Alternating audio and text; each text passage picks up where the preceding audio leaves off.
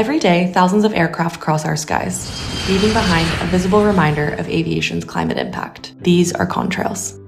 Under specific atmospheric conditions, contrails can persist and trap heat, contributing significantly to the industry's climate footprint. At Estuaire, we help airlines predict, monitor, and reduce the impact of persistent warming contrails with a fly-by-flight approach.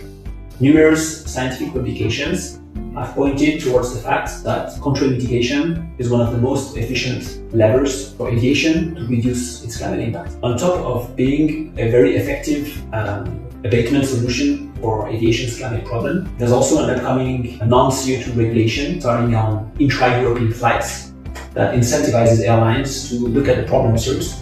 At Estuaire, we work with airlines on predicting high supersaturated regions and avoiding them by changing how aircraft fly. We identify the location of these regions and the estimated impact of going through them from hours before flight departs up to the arrival of the flight.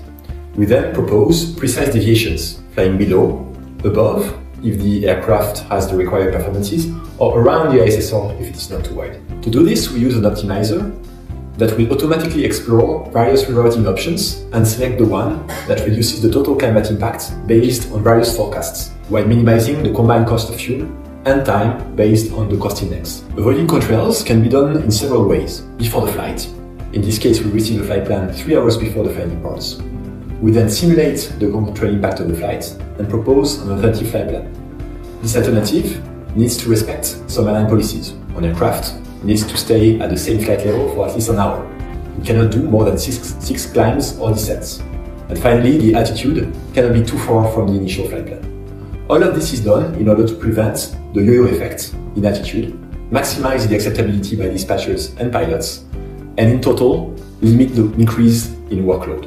On some flights, it can be also beneficial to reroute the aircraft while it's already airborne. This is for 3 reasons. First of all, you get access to the latest contrail forecast. Second, you better simulate the aircraft performance based on the actual mass of the aircraft.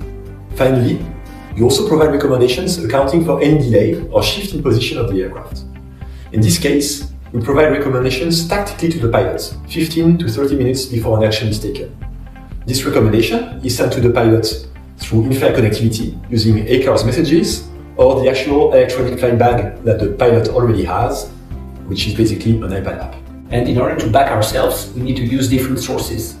We use weather forecasts from the European Center of Weather Forecast. We also use latest available model from DWD, the German Weather Office. And we also use forecast models based on satellite imagery detection of contrails.